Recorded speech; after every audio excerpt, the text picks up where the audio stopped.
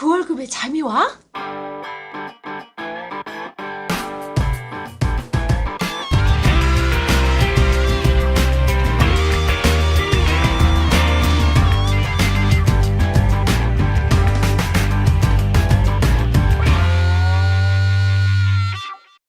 그 월급의 잠이와는 월급이 전부인 2천만 월급쟁이들의 불면증을 해소하는 방송입니다.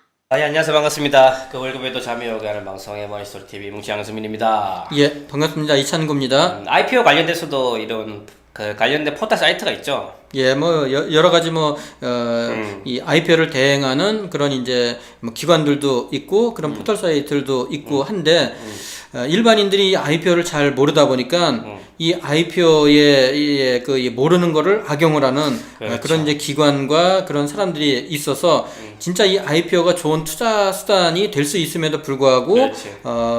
우리가 투자를 꺼리게 하는 그런 요인들이 있어서 참 안타깝습니다. 예, 그래서 저희 뭐 방송 좀 이론적인 부분이라서 조금 뭐 재미적인 요소는 많이 없을 수도 있는데, 꼭 두세 번 반복 정치하셔가지고 좀 당하지 않는 그런 현명함을 좀 가졌으면 좋겠습니다. 우리 사모님 모시고 우리 네 번째 시간 또 공모주 관련돼서 한번 듣도록 하겠습니다. 예. 그러면 이어서 말씀을 드리도록 하겠습니다. 제가 이제 지난 시간까지 뭐 IPO의 전반적인 개념, 그다음 IPO 프로세스 말씀을 드렸는데요. 간단하게 다시 한번 요약을 해보면은 이렇습니다. 이게 이제 투자의 영역을 어디서 어떻게 잡을 거냐라고 하는 건데요. 이 IPO가 이제 뭐 진행이 되는 게 비상장 기업이 최초의 회사가 설립이 되면은 예를 들어서 그러면은 이제 5,000원짜리 회사를 액면 분할해서 500원짜리 회사의 이 주가다. 그러면은 이 회사가 설립이 되는 이 500원부터 해서 최종적으로 상장이 돼서 이 회사의 주가가 한 18,000원 정도 될 때까지 이 단계별로 이벤트가 있을 때마다 어떻게 주가가 올라가고 어떤 시점에 우리는 어떻게 들어가는 게 좋을지 그 부분을 이제 다시 한번 이제 말씀을 드려보면요. 뭐 회사가 설립이 되면은 이 회사의 주가는 이제 500원으로 시작이 되겠죠. 그러면 이거는 어떤 회사의 성장 사이클의 이제 도입기라고 볼 수가 있겠죠. 네. 그럼 이 회사가 뭐 1년이든 2년이든 이렇게 쭉 이제 성장을 하게 되면은 그러면은 이 회사의 어떤 이 비즈니스가 시장에서 도입이 되는 도입기가 될 거고요. 이럴 때 아주 전문 투자가들이 뭐 창투사라든지 뭐 기관 투자가들이 이 시점에 1차적으로 투자가 진행이 됩니다. 그러면 이 500원짜리 주가가 뭐 2,000원 내지 한 3,000원 정도 이 정도로 상승을 하면서 이 회사의 성장이 이제 주가에 반영이 되는 이런 도입기를 거치게 되고요. 예. 이런 도입기를 거쳐서 이 회사가 이제는 본격적으로 비즈니스 모델이 이 완성이 돼가면서 성장기에 진입을 하게 되거든요. 예. 그러면 2,000원, 3,000원 정도 하던 주가가 5,000원, 6,000원으로 올라가게 됩니다. 이 기간 동안이 또 한 차례 우리가 이제 이 투자할 수 있는 그런 이제 두 번째의 그런 이제 투자 기회라고 볼 수 있을 텐데 이런 이 도입기를 넘어서 성장기의 이 과정에 있는 이런 기업들이 국내에는 이런 비상장 기업들이 약 한 3만여 개 있다고 이렇게 이야기합니다. 네. 그러면 일반 투자가들이 한 3만여 개 정도 되는 회사의 재무제표들을 분석을 해서 이 회사가 살아남을 만한 회사냐 아니냐라고 하고 분석하는 거는 상당히 이제 어렵게 되겠죠. 네. 그래서 이 단계도 일반 개인 투자가들이 접근하기에는 상당히 이제 어려울 거고요. 네. 요 단계를 지나게 되면은 그러면은 지난 시간에 말씀드렸던 상장 예비 심사를 청구하는 그 심사 청구 단계에 들어가게 되는데 요때부터는 개인 투자가들이 이제 접근할 수 있는 그런 시점이라고 저는 생각이 들고요. 이게 이제 IPO를 진행하는 기업이 뭐 연간 뭐 한 80개 내외 정도 기업들이 이 IPO를 진행을 하고 그 IPO의 상장 예비 심사를 통과한 기업들이 한 20-30개 나오게 되는데 요 기간 동안에 보통 주가가 뭐 이 기간 동안에 이제 상당히 이제 가파르게 이제 오르게 되는데 요런 시점에 우리가 이제 장외 기업을 한번 투자해 보는 거, 요런 시점도 상당히 이제 좋을 것 같습니다. 그러면은 한 5, 6천 원 정도 되는 주가가 이 단계별로 해서 상장 예비 심사를 통과를 했다. 뭐 어떤 단계를 통과했다. 수요예측을 진행을 한다. 그렇게 되면은 6,000원, 7,000원, 10,000원, 12,000원 이렇게 이제 주가가 상승을 하게 되겠죠. 네. 그러면은 최종적으로 이 상장 예비 심사를 통과해서 기업을 공개하는 IPO가 진행이 되면은 뭐 예를 들어서 한 12,000원 정도 되는 그런 기업이 상장이 되면은 이럴 때는 이미 주가는 상당히 많이 이제 올라 있고 그리고 상장의 그런 이제 경쟁률도 공모 경쟁률이 뭐 최소 100대 이상 정도 되는 이런 단계에 다다르게 되고 이런 과정을 거친 회사가 지금 현재 한 1,900여 개 정도 되는 이런 상장사가 뭐 있게 되는 거죠. 네.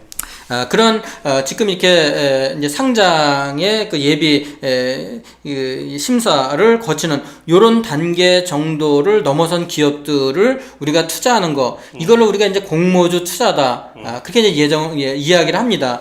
그래서 상장이 예정이 되거나 또는 상장 예비 심사를 통과해서 상장이 확정된 기업, 그 중에서 재무 구조가 우량한 기업, 그리고 매출액과 당기순이익이 높은 기업, 그리고 장래 성장이 양호한 기업을 상장이 되기 전에 조기에 발굴을 해서 상장이 된 그 전후에 바로 이 장내외에서 매도해서 수익을 실현하는 거 이걸로 우리가 이제 공모주 투자다. 네. 그렇게 이제 포괄적으로 이야기를 합니다.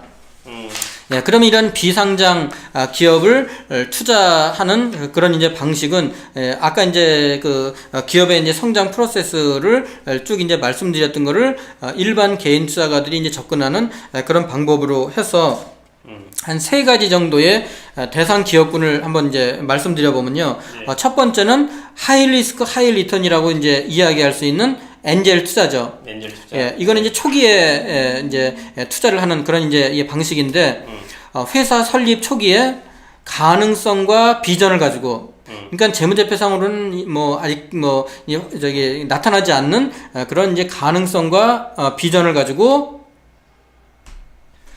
꿈에 투자하는 시기라고 볼 수 있겠죠. 예. 예, 그래서 이거는 뭐 대표이사 지인이나 또는 이 업을 잘 알고 있는 동업계 투자가들 이런 분들이 그 하이 리스크 하이 리턴으로 투자를 하는 거 이걸로 우리가 이제 엔젤 투자다 이렇게 이제 볼 수 있을 거고요. 예, 예. 일반 개인 투자가들이 이렇게 이제 투자하기는 쉽지 않을 거고 일반 개인 투자가들이 IPO를 투자한다라고 하면은 저는 두 번째 요 방법을 또는 뭐 좀 이따 말씀드릴 세 번째 방법을 좀 권유드리고 싶은데요. 네.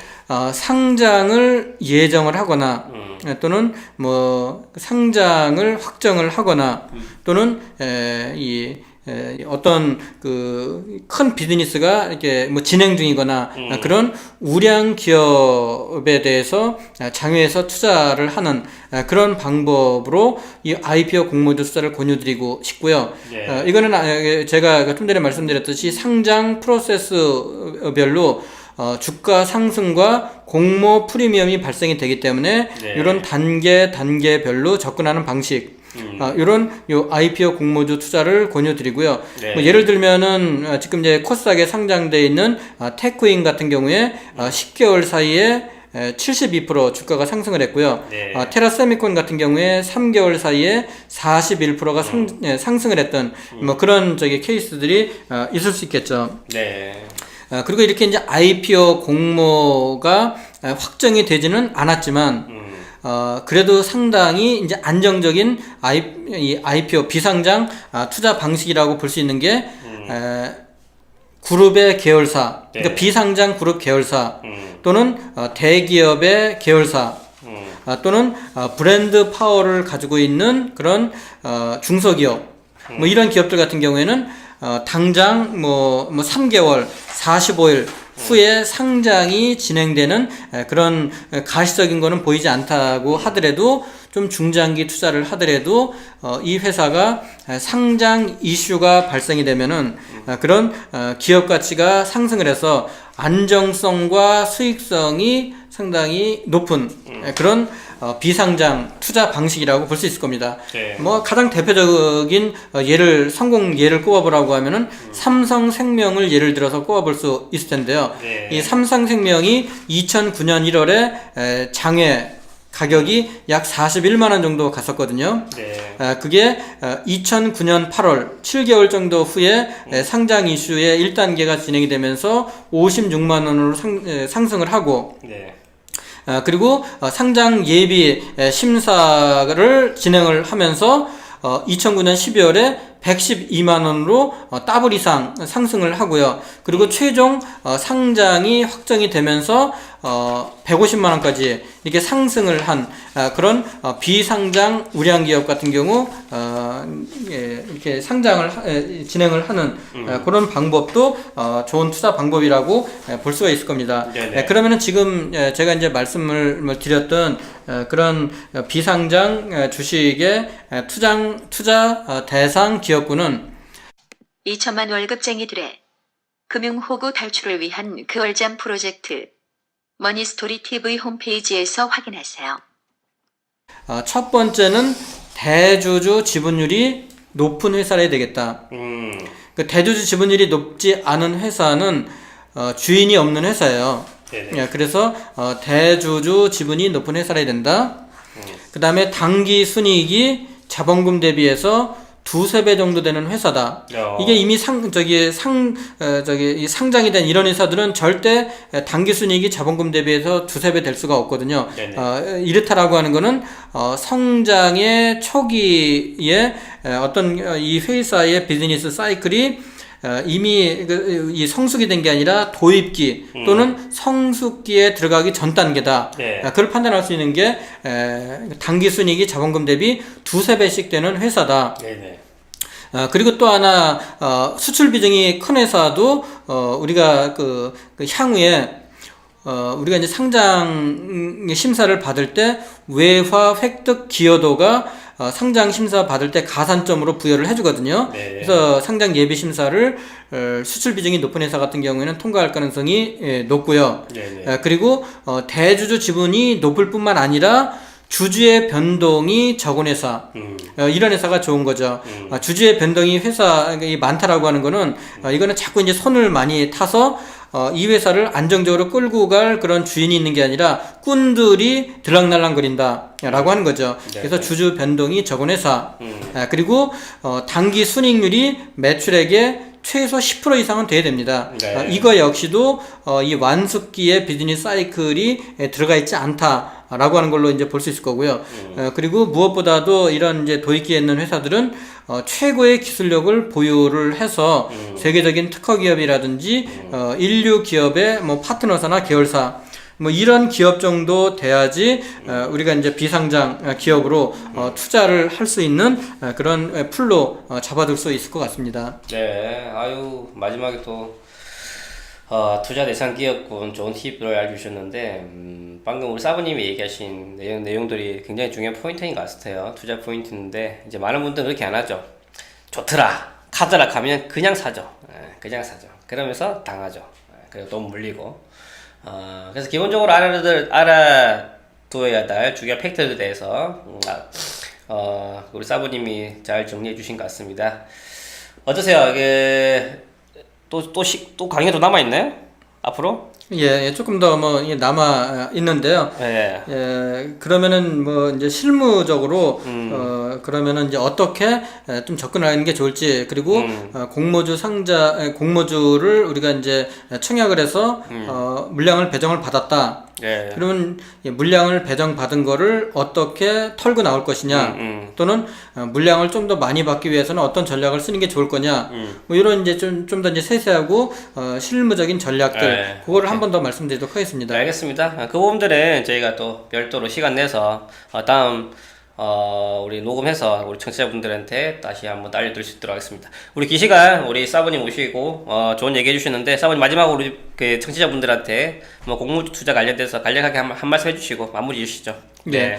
예, 이 공모주 투자와 관련해서 이 공모주는 일반인들이 하이리스크 하이리턴이다 그렇게들 네. 이제 많이 그러니까 두려움을 갖고 계시는데요. 이 공모주 투자와 이것이야말로 아주 진짜 저는 이 가치 투자 제대로 알고 이 프로세스를 제대로 이해하고 있다라고 하면은 진정한 가치 투자다 그런 생각이 들고요. 그래서 지금같이 이렇게 이제 저금리에 상장돼 있는 회사를 단순히 하루하루 그냥 샀다 팔았다 하는 그런 방식이 아니라 이 가치 투자로 그래서 이미 이제 상장된 기업에서 가치 투자를 할 수 있는 기업을 고르는 게 어렵기 때문에 네. 비상장 기업에서 가치 투자를 할 수 있는 기업을 골라서 내 전체 자산에서 좀 작은 비중이지만 장기적으로 묻어둘 수 있는 이런 노력도 꼭 필요하지 않냐 이렇게 생각이 듭니다. 네, 좋은 말씀 감사드리고요. 기타 좀 궁금하신 부분들 저희 moneystory.tv 홈페이지 들어오셔서 메모 남겨주시면 저희가 또 답변 드릴 수 있도록 하겠습니다. 예, 사모님 감사합니다. 예, 감사합니다.